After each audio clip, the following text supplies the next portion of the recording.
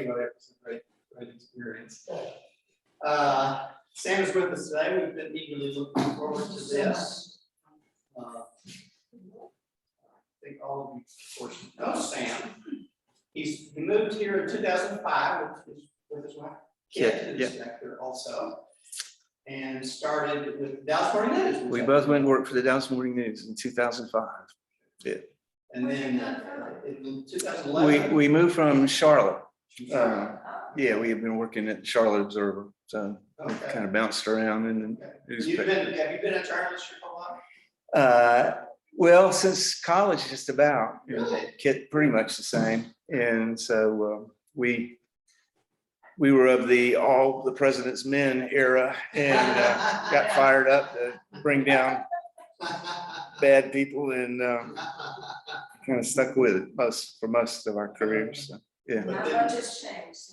You joined the United Methodist News. Well, first, I worked for the Dallas Morning News covering religion for a few years, and then was more kind of general assignment reporter. And I think it was 2012, became the managing editor of the United Methodist Reporter, which is based here in Dallas. And when that folded up, a victim of the woes of print journalism, I went to work for United Methodist News Service, which is part of United Methodist Communications, one of the agencies of the UMC. So I'm the Dallas guy. Most of them are in Nashville, but I'm based here and write news and feature stories about the UMC. And so, hey, Chuck is here. All right, great. I was hoping for some backup. And Mary Todd is here with us as a well, Mary called me last night, and she was feeling, as my mother would have said, puny. So that's why she's not here in person. And if at any point, Mary, you want to weigh in, do, but she sounded croaky last night, so we won't expect her to contribute, but if she wants to, we will. So is it me now? Okay. Well, I really prepared 30 minutes of material, and Mary and I were going to go 20 minutes. So I'm going to be expanding on everything, and would welcome questions and comments. And I think I can fill up the time drawing on some of what I've found in creating a timeline based on the Dallas Morning News Archives references to Grace Church. So for the last few months, I have used my Dallas Public Library card to gain access to the Dallas Morning News Archives, and all the papers from 1885 to 2016 are available online. And you can search by Grace Methodist Church or just whatever keywords, and especially in the early decades, you get scores and scores of references to Grace Church, what's happening in the life of this church. So I have, over the months, created a timeline of the things that I thought were interesting or significant.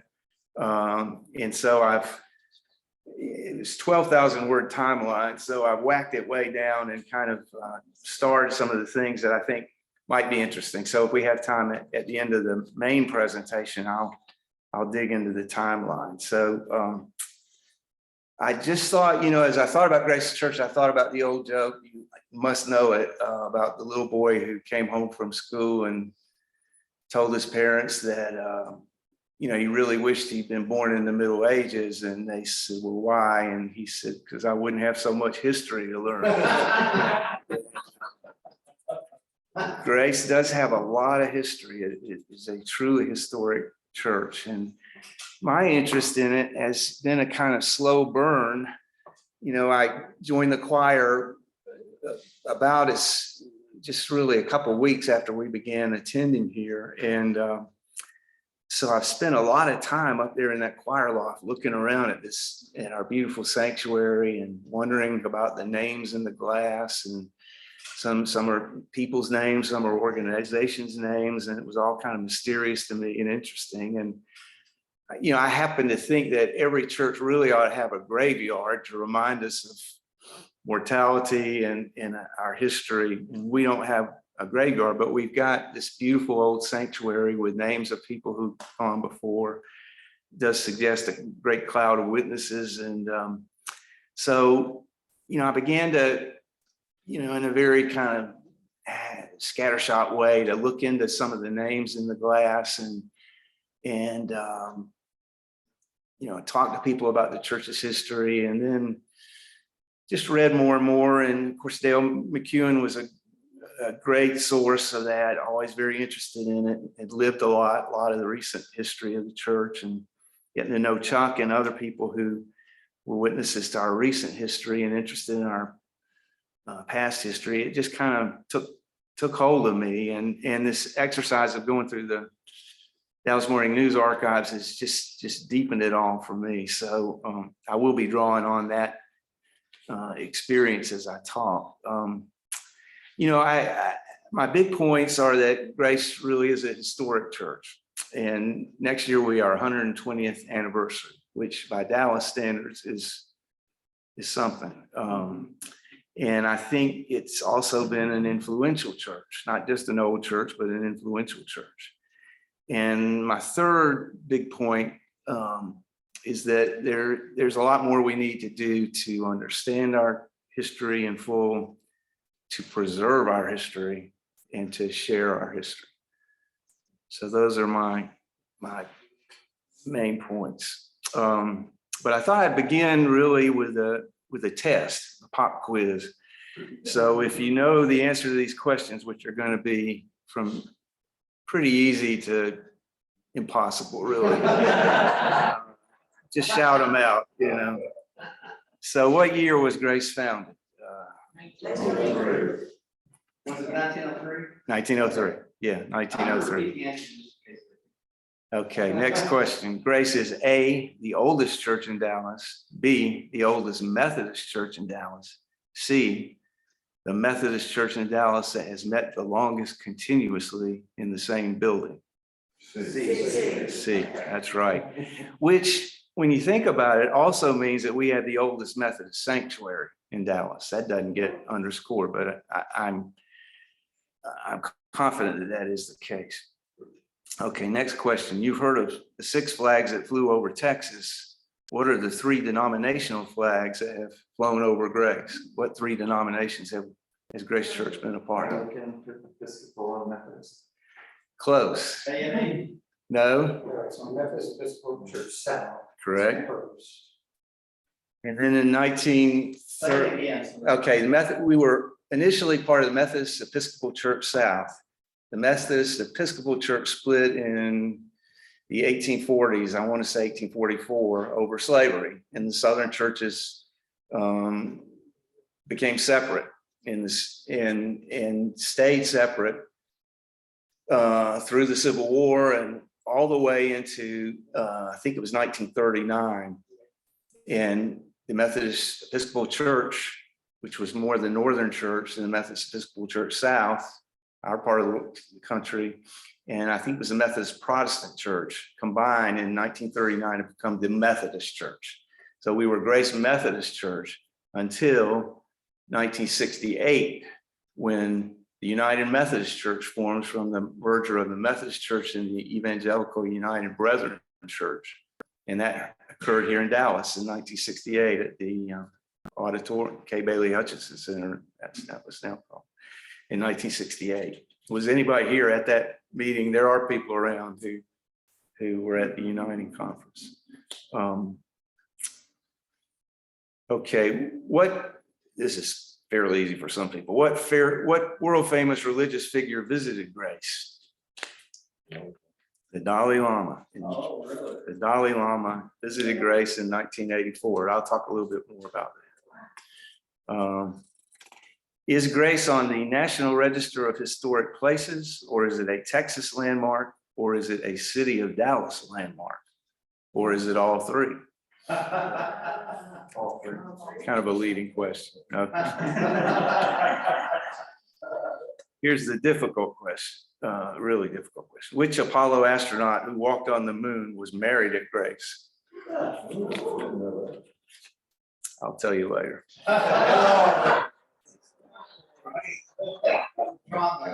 All right. Well, I thought it would be important to give a little bit of context about the Dallas that Grace was born into. So Dallas is founded in 1841, and it's really very small and not very important until the early 1870s when the railroads get here. And in short order, within 2 years, Dallas had both a north-south railroad and an east-west railroad. So it became a terminus. And from that point on, Dallas grows like crazy. And could argue that growth is still occurring, not so much right in Dallas, but in the Metroplex. Dallas had 42,000 people in 1900, just before Grace was formed. And by the census of 1910, it had 92,000 people. And as part of that was the annexation of Oak Cliff, and East Dallas, which had been a separate community, was annexed as well. But a lot of that was just growth. So Dallas becomes, it's a mercantile center, it's a transportation hub, it's a tremendous center of cotton finance and exchange, the cotton exchange building, and cotton's grown all around Dallas. It's gin here, there are cotton mills here that employed children through the early 20th century. It becomes a banking center, an insurance center, a lot of big law firms here. So that's the Dallas, Grace is born into. The Dallas Public Library and Dallas Symphony both begin in 1900, and Grace begins in 1903. Hey, Val, come on in. And nationally, it's the progressive era. So Teddy Roosevelt is the president in 1903. And there's a lot of effort to reform after the Gilded Age, bust up monopolies and so forth. But it's also a time of really rigid racial segregation. And that's part of Dallas too. Most of the southern states, I'm not so sure about Texas, but most of the deep South states had rewritten their state constitutions to disenfranchise Black people who had gained the right to vote after the Civil War. And with the poll tax and literacy tests, they disenfranchised both Black and poor white people across the South. So that's kind of part of that era as well. Now, Grace does date to 1903, but that deserves an asterisk because the church was actually chartered in 1902. It begins to meet on this property in 1903. But the building is under construction through 1903, and the building that we're in was not finished until 1904. So the church met in a temporary building on this property in 1903. I wish I had a picture of it. I'm curious as to how temporary it was and what it looked like, but I've yet to find that out.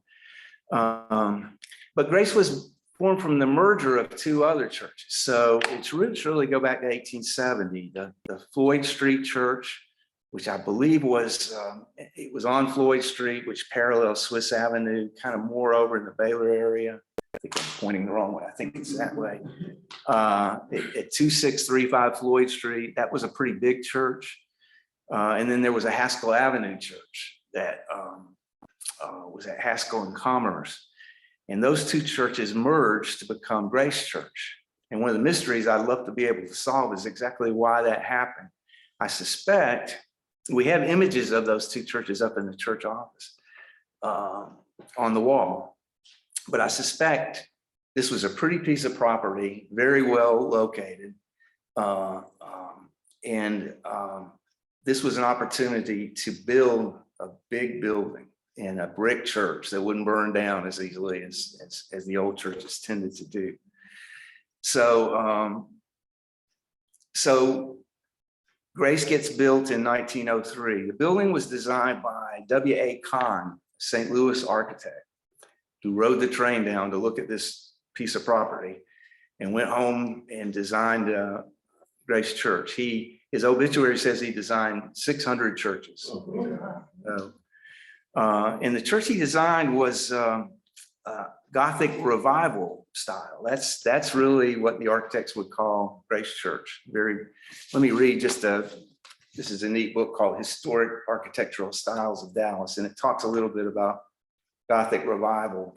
The other prominent example of which is the Cathedral Guadalupe, the Catholic Church on Ross. It's in this style too, though it looks pretty different from us. But this book, just one paragraph on the Gothic revival style. The Gothic revival, like the contemporaneous Greek revival style, drew inspiration from history.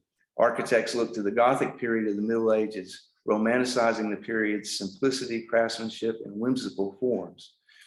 In its identifying features are overall vertical emphasis, turrets and towers topped with pinnacles and finials, multiple gables steeply pitched, roof-lined crenellations, pointed arches over windows and doors, multi-paneled leaded glass windows, ornamental stone, including carved gargoyles and tracery around windows, and interior vaulting.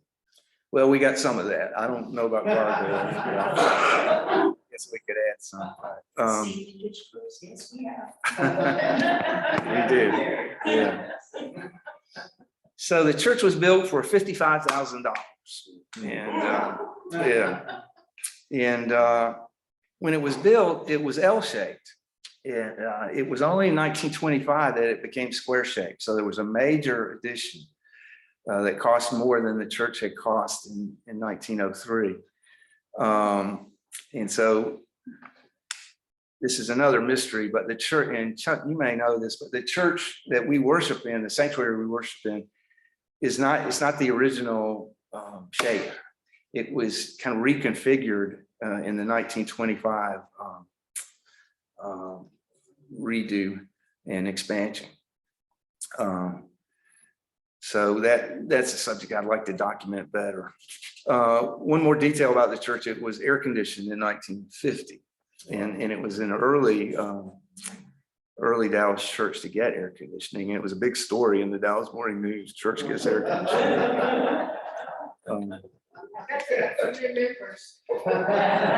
Probably did. You know, somebody smart I heard on KERA a while back said, you know, with everything that's represents progress, there's a shadow side.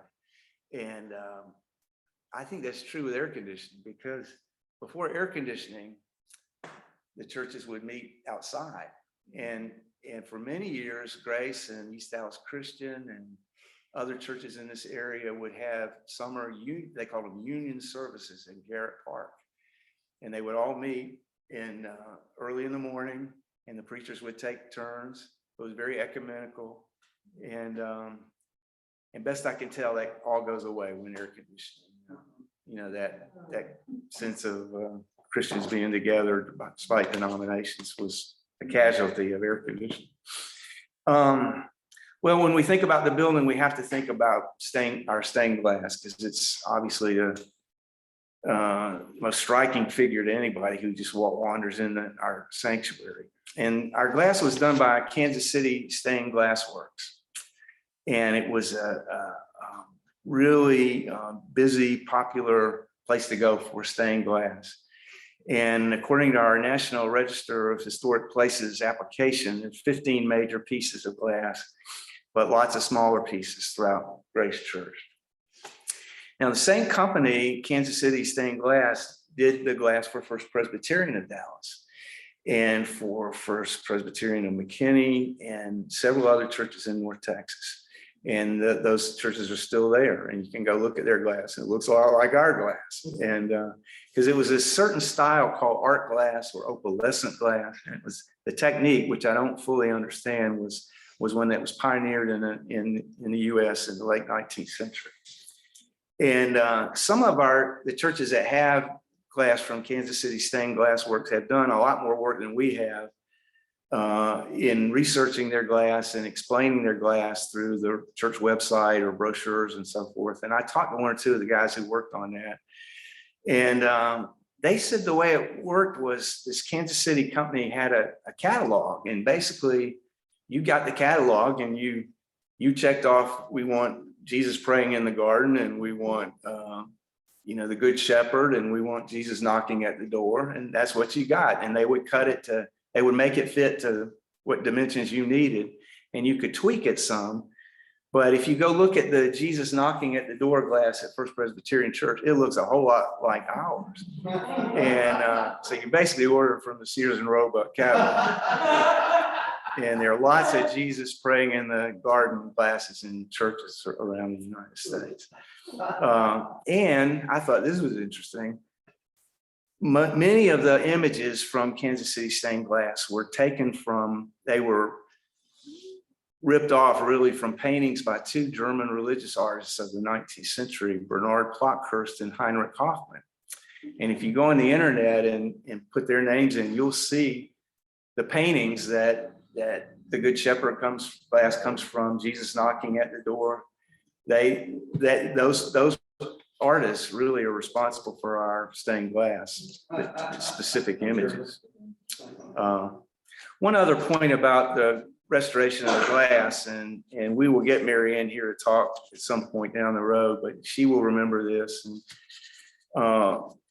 But a lot of work has been done on our glass through the years, and was a major restoration of our glass.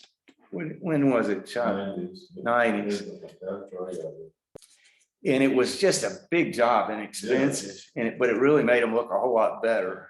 And there, if you can look carefully, you can see certain people in the life of this church paid for the restoration of a certain piece of glass, and there's small little recognitions of that commitment to maintaining our glass. I want to mention 3 artifacts of Grace Church that I think it's important to know about that we tend not to focus on. But our organ is a 1925 Kimball organ. And it's, if you go on the internet, it's registered with, as an important organ. It's a valuable instrument. And so it was a big deal to get the organ we have in 1925, which is the same year the church is expanding.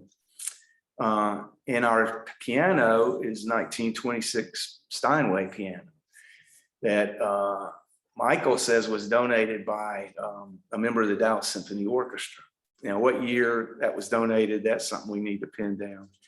But we're coming up on the 100th anniversary of our organ in 2025 and of our piano in 2026. So a lot of music has been made on those 2 instruments. The third artifact I want to mention, and can you help me get the picture of the bowl? We have a baptismal bowl that actually dates to 1876 with the Floyd Street Church.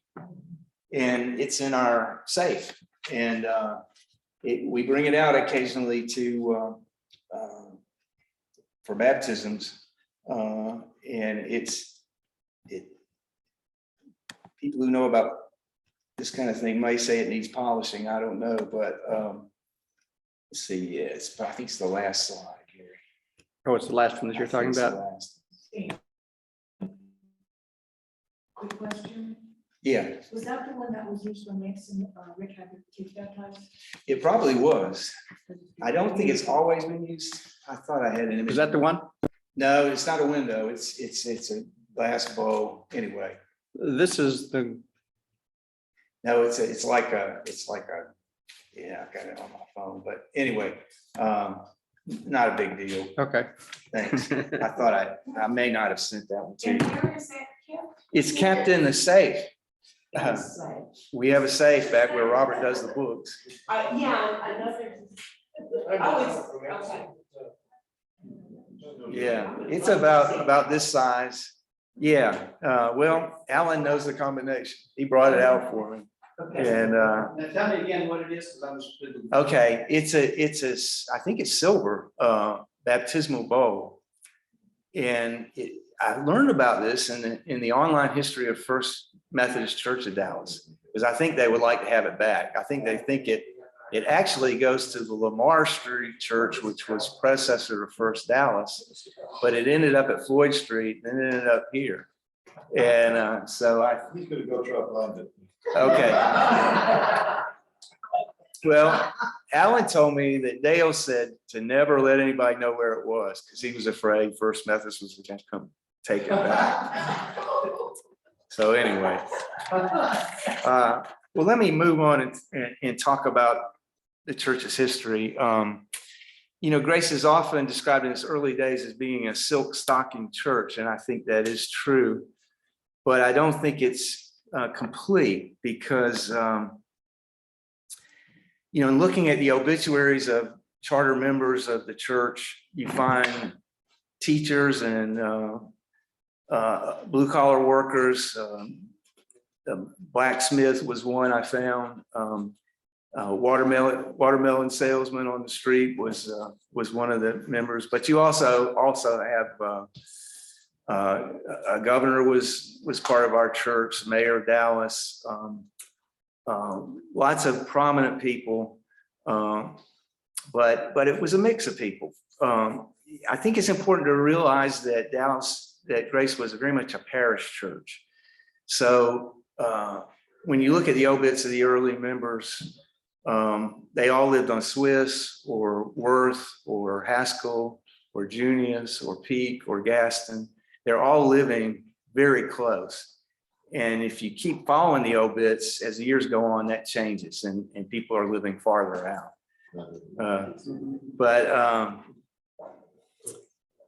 But the church grew quickly. It had a few hundred members in 1903. And by the time it expands physically in 1925, it had almost 1,900 members, which, in 1925, that's a mega church, easily. And it was an important church within the North Texas Conference. The annual conference was held here. Lots of Methodist bishops spoke here. Lots of speakers just in the life of Dallas spoke here, particularly on the issue of temperance. That was a big Methodist deal. But the church had baseball teams and basketball teams, and movies were shown here, or in the early days of movies. And it was a musical powerhouse. I mean, Grace from the beginning really put a strong emphasis on music and had all kinds of concerts beyond worship services. And the little orchestra of Grace played live on WFAA in the early days of radio. That's noted often in the 1920s that the little orchestra of Grace will be playing on WFAA at 8 p.m. on Sunday nights. But we do need to remember that when this church was built, there were almost no cars in Dallas, and I'm told that there were hitching posts, outside the church, and of course no air conditioning, and it was a different time in that way. I've got a DVD of an oral history interview that Chuck helped me with this. Nuffy Ite. Yes. She was a longtime member of Grace, lifelong member of Grace, who lived on Swiss Avenue and born in 1913. And she shares about what life was like in Dallas. And she talks about how muddy the streets were and how her father rode a bicycle downtown to his office job in Dallas and sometimes took the streetcar, which those were electric. But it was our automobiles are not much of a deal in Dallas for the first decade of Grace's life. Some of the prominent people who were part of Grace, I will mention J.L. Long. J.L. Long Middle School, is that naming? Well, J.L. Long was a very important school superintendent in Dallas, and he was a charter member at Grace. Texas Governor O.B. Colquitt was a member at Grace. Dallas Mayor J.R. Temple, R.S. Munger, the developer, was part of Grace. And among the men, I will mention going up a few decades, Jerry Haynes, Mr. Peppermint of Dallas TV fame. He was married here at Grace, and for those of you who don't know Dallas, and I've had to come to learn it, Mr. Peppermint was just a fixture on children's TV in Dallas for many years. Do you remember it? She grew up. James did, Cindy did, I did too, yeah. Val did. Well, I don't know if the Haynes son grew up in Dallas, but he's a member of the band, the Butthole Surfers. So Gibby Haynes, yeah, he's the drummer. Yeah, I did this whole talk to be able to say Butthole Surfers.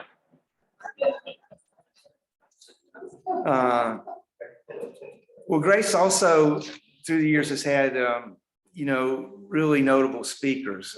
I mentioned the Dalai Lama comes here in 1984.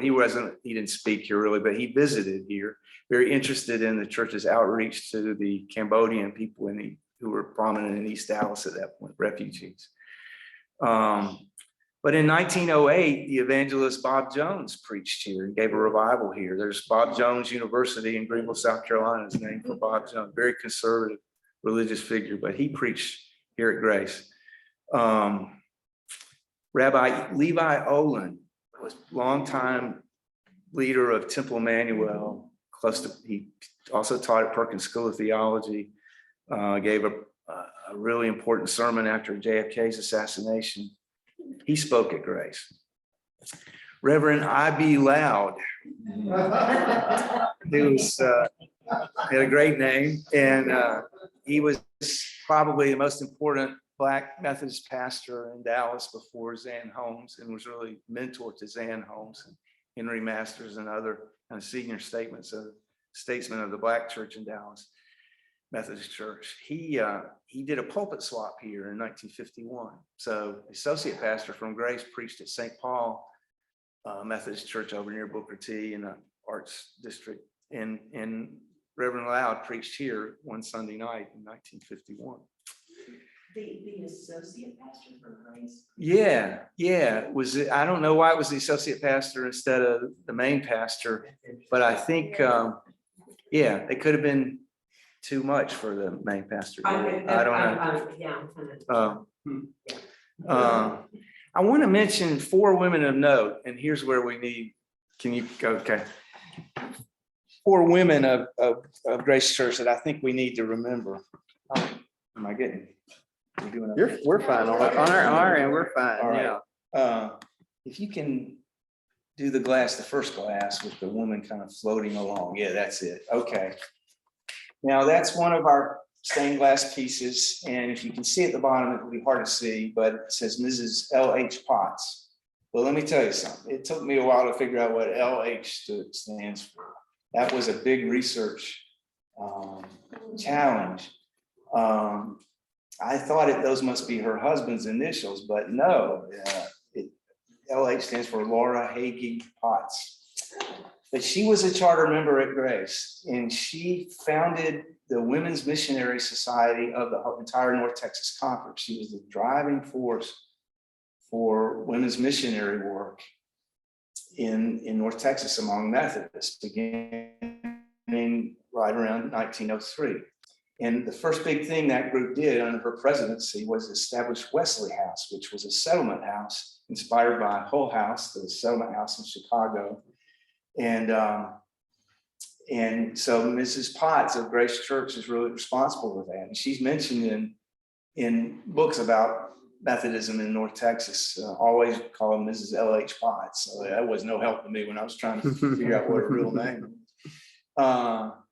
So Mrs. Potts is really a key figure, and the early morning news has lots of articles about her and missionary activity. And I think it's significant as we think about our church to know that it was mission focused thanks to the women from the beginning. So, okay, can we go to the slide? Okay, this is Jesus praying in the garden. And if you can see below on the script, it says Lehman Memorial. And Mary Todd would have told you, and I hope she's still listening, that when she walked into Grace Church for the first time, she knew she was meant to be here because her maiden name was Lehman. She was from Nebraska. I don't think they were blood kin, but Mr. and Mrs. Lehman were charter members of Grace Church. Ed Lehman made a fortune in the saddle and harness business here in Dallas. And Emma Lehman, who long outlived him, was a great philanthropist in Dallas. And so she, more than anybody, paid for the expansion of Grace Church in 1925. But even before then, she gave $100,000 to SMU in its early days. That was a big donation in those days. So she's mentioned in the SMU histories. And she also gave a good bit of money to help C.C. Young, the Methodist retirement facility, get going. So we need to remember Mrs. Lehman, very generous and important. Remember her in our prayers? Yeah, so, okay, maybe the next glass. Okay, yeah, this is the Good Shepherd glass, and it's called, if you can read the script, the Stevens Memorial Glass. So Annie Stevens lived on Swiss Avenue, and her family they were real Dallas pioneers. And I believe it was her grandfather, who was Samuel Armstrong, who was a Methodist preacher here, and her father was an early Dallas physician. And she and her brother gave this glass in memory of their parents. But she and her brother also gave Stevens Park in Oak Cliff, which has a golf course. I think it's called Stevens Park Golf Course. And she never married, and at her death, she gave her entire estate to create a foundation which continues to exist called the Annie Stevens Foundation. It's part of the community's foundation. And it makes gifts to women and children's causes, still going strong. So I think, she too was typical or characteristic of a serving spirit among people at Grace. I have one other woman I want to mention from Grace's history, and I don't really have a slide on her. I'll sit back there and you can too. Thank you. It's Hattie Rankin. Some of you may know the Wesley Rankin Center. It's a wonderful social outreach organization. Well, Hattie Rankin was a staff member at Grace in, I want to say, the 1920s. Her father was George Rankin, who was editor of the Texas Advocate, the Methodist newspaper, and a really prominent preacher. He was never pastor here, but he preached a lot at Grace, and his funeral was held here. And his daughter Hattie she felt called to open a mission in West Dallas. So she founded the Rankin Mission. Well, it was actually called Eagle Ford Mission in West Dallas. And so she ministered, I think, mainly to Hispanic folks there. But she also made the news because she befriended the parents of people who were caught up in the Bonnie and Clyde gang. And she ended up witnessing to and ministering to Mrs. Barrow of Clyde, the mother of Clyde Barron, and that kind of became a story. So that's part of the Hattie Rankin legend. But I think what's really neat is that the mission that Hattie Rankin founded would ultimately merge with Wesley House to become the Wesley Rankin Center. So both those have roots at Grace Church, and Wesley Rankin Center continues. So I think, that's part of our church's legacy. So when I mentioned that I thought Grace deserves to be not just as a historic church, but an influential church, I do think it was an important church in the founding of SMU, financially, but also some of the early theological professors there preached at Grace a lot. And there was a lot of back and forth between Grace and SMU, and Highland Park UMC had not been started yet. So,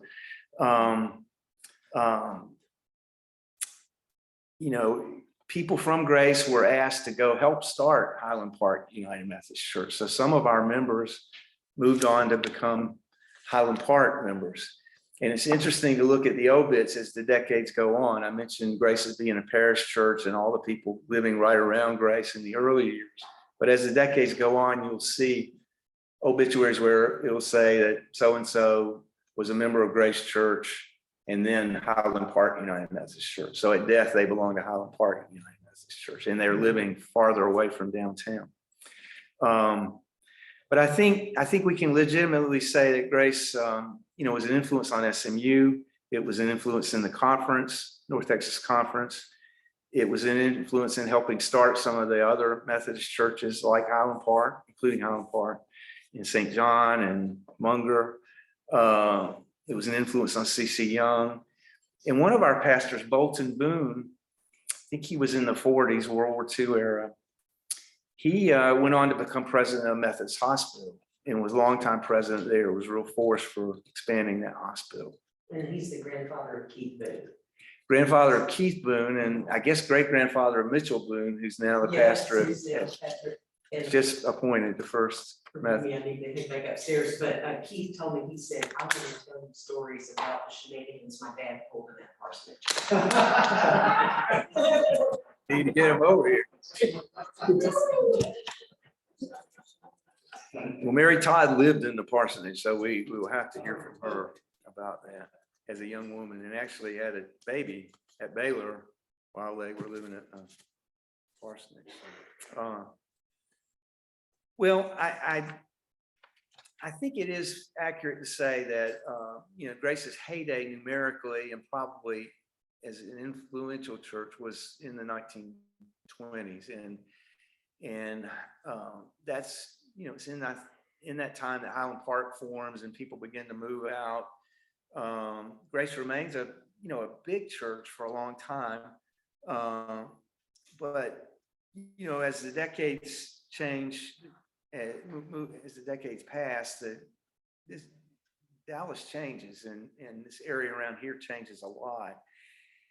And a lot of the churches that Grace had baseball teams and played against, and those, see all that in the paper, they was playing so-and-so church, and they'd have the scores and everything from the 19 teens and 20s. Those churches either moved out or closed down. And when I think about all that, I think about Trinity Methodist Church. Chuck, you would know about Trinity Methodist Church. But I've seen the pictures. It arguably was the most beautiful church in Dallas. It was a real prairie style architecture, and it was closer to downtown than we are. But it finally closed, and there were efforts to preserve the building because it was of such architectural distinction. But arson, it was lost to arson. So you can see pictures of it online. But anyway, across the street, this used to be Gaston Avenue Baptist Church. Thriving Baptist church, and now it's Criswell College. The congregation moved farther out, so and I think renamed it so Grace has, is a survivor church as well as I think a historic church and an influential church. I think it's important for us as we think about our church to give credit to how it changed in the 70s, 80s, 90s, 2000s. A lot of us here remember Bill Bryan, and it was under his leadership that what had already begun to happen accelerated in pace. I mean, Grace became a more diverse church. It was really reaching out to the community. We began to have communion every Sunday, and there are lots of things happening here at the church. And then Chuck comes, and he's here for 13 years, and it's under Chuck that the really affirming welcome to LGBTQ folks begins. And I think we're in our 20th year as a Reconciling Ministries Network church. 03, so maybe next year. Yeah, it is public. I have a diary for the entire 13 years I was here, so I would easily be able to find the exact. Well, anyway, I think our recent years, as you think about themes, would have to include diversity, inclusiveness, and the ministries that have been based here. And there have always been ministries here, but with Open Door and Agape Clinic, the legal clinic, and other things that have happened here. Grace has been known as a missional church. So I think that's something we can hold on to and lift up and try to keep going in our time here. I want to say a word about kind of the state of our history or our preservation efforts with our history. We have an archives room upstairs, and it needs a lot of work. I've begun to do an inventory of what's in there, but we need to finish that inventory, and that's going to take some time. And we need to get some things out of there that just been left in that room that aren't historic and that are just making historic preservation very difficult because it's a very cluttered room. Okay, it's the third floor, and you have to go into a Sunday school room, and then there's a room beyond that, and that's the room, and it's pretty small, and it's dirty too. When it needs cleaning as well as. Gail had formed a committee, the historical committee, and we were up there a few times. Yeah. There is small, but there's some real treasures in there that need to be, we need copies of them, hard copies and digital copies. We just need to know what all that's in there and have it organized better. And copies that can go to Bridwell Library, which has a file on Grace. Bridwell Library is a library of Perkins School of Theology at SMU. And they have tremendous collection on Methodist history. And a lot of churches have a file there, and they have a pretty good file on Grace, but there's a lot of stuff they don't have. And I feel like we ought to have copies of all the key documents in Bridwell as well as Grace. There's certain things we just need to, I've hinted at things I'd like to know more about, but there are a lot of things we could do more research on. And Dale actually made a list of things he hoped we would undertake in terms of research. There's a lot more to learn about the music program, race relations, women in the church, key pastors, the building, the glass. I mean, the glass has a lot of people's names, but it has organization names like the Epworth League and so forth. And I know some about that stuff, but there's more that we can pull out that would kind of reveal about the life of this church in its early decades. I'd love to see us do some oral histories with our surviving pastors and their spouses and longtime members who can just share stories about their experience here. And one of the encouraging things about that is that there's currently a really good network of local church historians in Texas, Methodist church historians, and I'm part of it. We meet online once a month, and people talk about what they're learning about their churches. There's a history of Oak Lawn United Methodist Church that's just about finished, and that'll be coming out. And that's significant for Grace because some of the gay members of Oak Lawn felt unwelcome there and came to Grace, and that kind of propelled Grace, I think, into its more inclusive reality. So there's a lot we can do and support to do it with. And so I'm hopeful that as we approach next year, our 120th anniversary, we'll get some momentum. And if any of you want to work with me on doing some of this stuff, get in touch. I'd love to have some help. And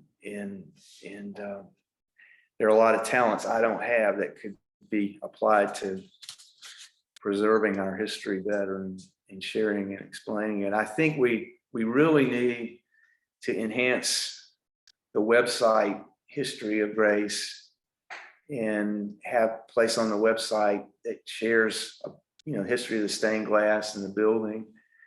And I'd love to see us have some brochures that we could hand out to visitors and guests that summarize the church's history and its architecture and stained glass. And that would be helpful to, share with people who might want to have a wedding here or have an event here, have a concert or something like that. I'd love to just find a way to get people who are interested in old buildings and in local history into this church more. You know, it's just inspiring to walk into our sanctuary, I think. Yeah. Are there a lot of photographs? Well, you know, we have some really wonderful photographs in the church office and up in the archives. There's some more photographs. You know, I think it's a shame that we didn't really put out an all call for photographs 20 years ago when some people who aren't around anymore were still around and probably had them in their attics and so forth, church life here. But upstairs, you can see pictures of the building, you know, in the very early days. You can see pictures. We've got a whole cabinet on the PeaceSeekers Sunday School Class, which is a women's class that at one point was at least 400 or 500 members just in that one class. And to be an officer in that class was, you know, a big deal. Yeah, you had to hire an advertising firm and so forth. But Are there any architectural drawings of the original? well, we do have some really good drawings, and we've got some strengths in terms. Susan West, who's a lawyer who does land research, and she has done great research on all the property, including Floyd Street and Haskell Avenue. So she's got all the deeds and all the kind of property stuff on her computer. But we have some drawings. We have an account of the pastor who was, I think he was pastor of Floyd Street. And really, he was never pastor at Grace, but he was part of the whole merger that led to Grace. And there's a framed letter in the church office, you can read it, where he describes, somebody asked him years later to describe the founding of Grace Church. And it's a single space typed letter of about 400 or 500 words. And he kind of shares his memories of it. That's a really wonderful document. And so we've got a fair amount of good stuff. It's just, I think we're also we're kind of oblivious to it, but it is definitely worth your time to spend some time in the church office and the inner office, because there's stuff on the walls that, and really even here in the fellowship hall, we had a tradition for years. Of Easter Sunday, we would pose on the steps out there for a church photo. And those are wonderful photos to look at. And they really show the diversity of the church. I mean, it's interesting to try to see hints of a more progressive spirit in Grace through the years. And there are hints. And how are we? Have we got any more time? Are we 5 minutes? Okay. Well, I didn't really get to the timeline too much, but you know, at one point we had pretty early, there's in 1908, a female missionary. I don't know if she preached or just spoke at Grace, but you know, that was a time when women didn't get in the pulpit very much. And she went on to become president of LaGrange College, a Methodist school in Georgia, where my brother actually went to college. What year was that? That was 1908. There's one funny thing from the newspaper in 1910. Grace took out an ad in the Dallas Morning News: "Good tenor needed, inquire of Grace Church." I wrote by that, some things never change. But we did have,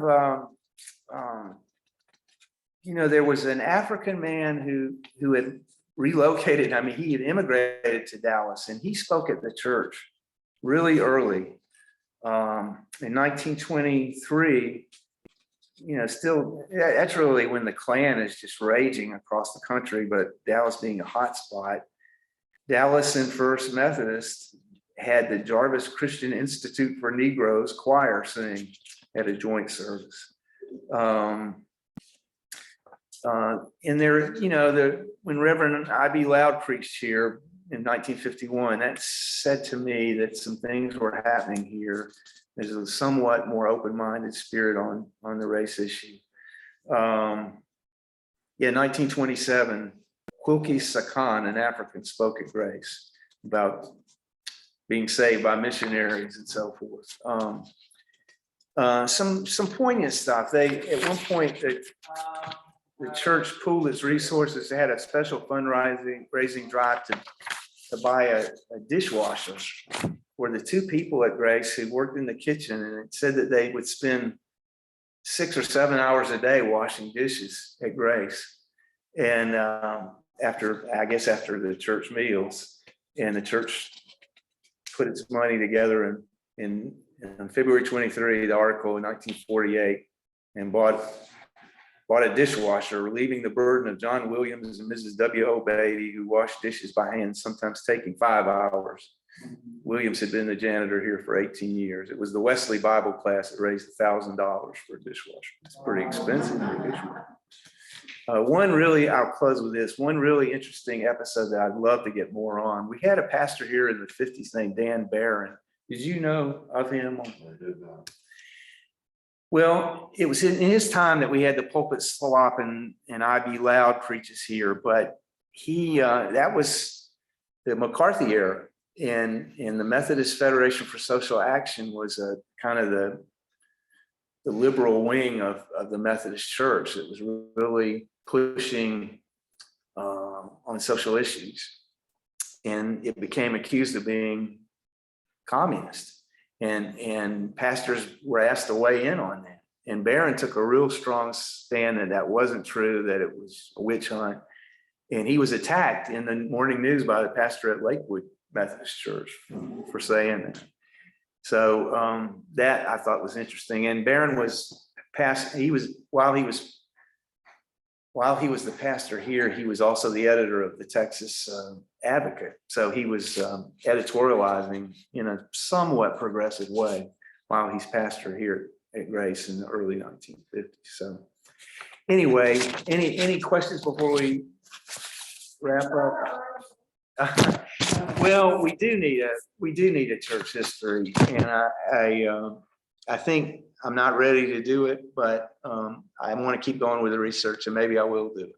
But we do need at least a summary history. And I think this timeline is kind of the next step for me to get it in shape. But, church histories don't have a big readership, and our church is small right now. But our church is so interesting. I think it ought to be done. And Numbers. the You said the Grace reached a membership of 1,900 people? Yeah, that's in the National Register of Historic Places application. But I've got in this timeline from the morning news lots of numbers of. They mainly track Sunday school numbers, and we had as many as 700 in Sunday school attendance. That's not membership. What? Well, that's one of the mysteries. I don't know if when in the original configuration, the sanctuary took more of the building than it does now. Maybe they have multiple services. They could have had multiple services. That's a possible explanation. But I've wondered, I mean, in 1906, there was a wedding here. They sent out 1,000 invitations to the wedding at Grace Church. So how did they pack all those people in our current configuration? I don't know how that could be done. So that's something that we could probably figure out. But yeah, I mean, Grace, at one point Grace is named in the morning news as the largest Methodist church in Dallas. I don't think that lasted very long, but I think it was the biggest briefly church, and it was neck and neck with First Methodist in those early years, for sure. Did you say something about astronauts being, married here? Oh yeah, Alan Bean Alan Bean. was married here. Thank you for remembering that. In 1955, and he was from Fort Worth. His wife was from Dallas, and they were married here in 1955.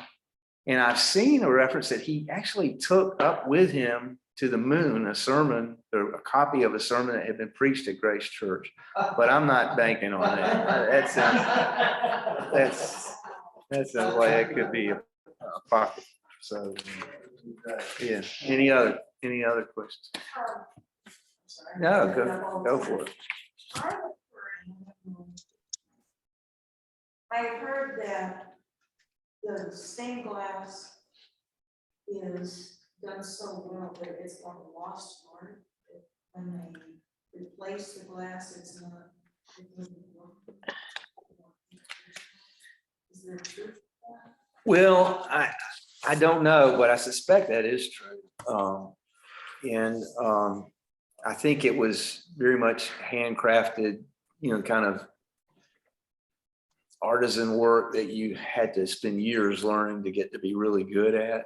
But that's definitely one I'd love to know more about. I'd love to understand better, and my brain doesn't really work this way, the whole process of that stained glass and how it differs from stained glass that came before. Oh, here's Mary. She's looking like she wants to say something. Yeah, there actually was a cassette tape by Pastor Mike Haynes that went to the moon. The Albine's wife's grandparents were members of the church. I know they lived on Merriman Avenue, but I can't remember their last name at the moment. But yeah, and he attended church there at different times, when he came to visit the grandparents. But that is true. He took a cassette tape, and that cassette tape was in the Cornerstone until the Cornerstone was reopened at probably the 100th anniversary. Yeah. So you don't believe everything you hear, but some of it is true. Well, and Chuck says Mike Haynes is still sharp and with us, and he gave me his phone number, so I want to talk to him. Yeah, I saw Mike and Betty not too long ago. She was very ill for a while, but they're both in their mid 80s, and she was still running the Susan B. Komen 5K and winning in her category. Of course, she didn't have as much competition anymore. But yeah, they live in Garland. Yeah. Well, thank you, Mary, and we will. We'll have to do this again with Mary. Yes, definitely. Mary, when she's fully back, and shout out to Mary. She told me she's serving as a monitor on a special needs school bus in Garland, and that's great work. And we hope you are feeling better and back on the bus pretty soon. That's probably where I got sick.